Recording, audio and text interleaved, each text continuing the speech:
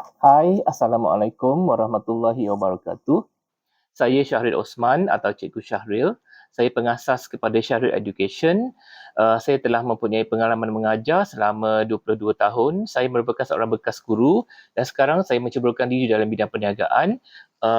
Perniagaan buku-buku latihan sekolah. Saya sebagai seorang penulis, saya telah menulis sebanyak 116 buah buku sejak tahun 2017. Pada hari ini saya ingin berkongsi tentang salah satu daripada 116 buah buku yang saya tulis, iaitu buku ini ialah buku Bahasa Melayu Latihan Imbuhan. Sebenarnya, imbuhan merupakan salah satu daripada sistem dalam tata bahasa bahasa Melayu yang sangat penting untuk dikuasai oleh para pelajar.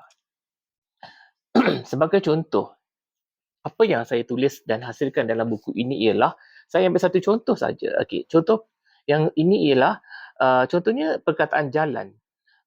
Berapa banyakkah imbuhan yang boleh ditulis, dikembangkan daripada perkataan jalan?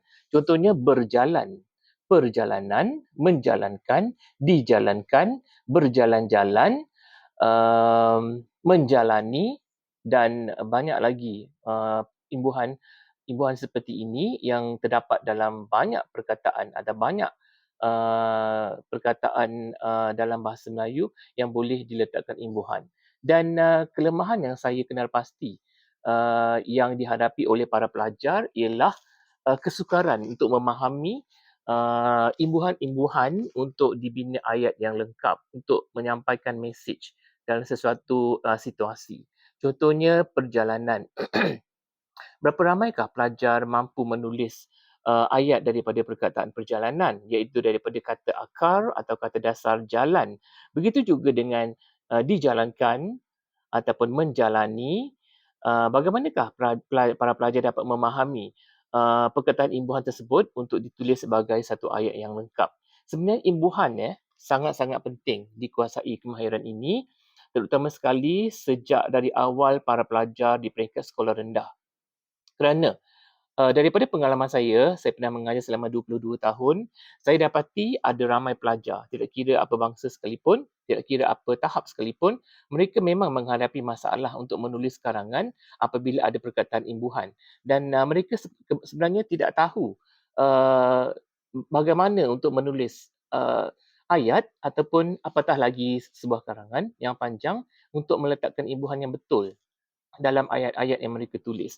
Jadi dengan adanya buku ini, buku yang saya hasilkan, saya ada 5 buku. Buku ni saya ada 5. 5 jenis buku imbuhan yang boleh dijadikan sebagai panduan untuk membantu para pelajar untuk menguasai bahasa Melayu dengan lebih baik, terutama sekali dalam aspek imbuhan. Sebenarnya saya rasa belum ada lagi satu buku yang khas ditulis keseluruhannya imbuhan, latihan imbuhan. Dan latihan-latihan imbuhan ni saya pelbagaikan dalam pelbagai bentuk komunikasi teknikal. Maksudnya saya menyampaikan ilmu yang ada pada saya, terutama sekali apabila menyentuh tajuk imbuhan. Saya rasa belum ada lagi buku yang sebegini yang sepenuhnya imbuhan.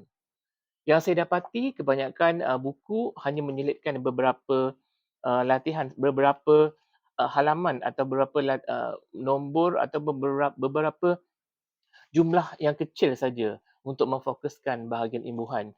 Dan saya rasa guru-guru juga di sekolah sangat-sangat kurang menekankan aspek imbuhan, dan tidak ada satu sesi pembelajaran period di sekolah itu yang hanya menunjukkan cara bagaimana para pelajar boleh membuat latihan imbuhan dengan baik.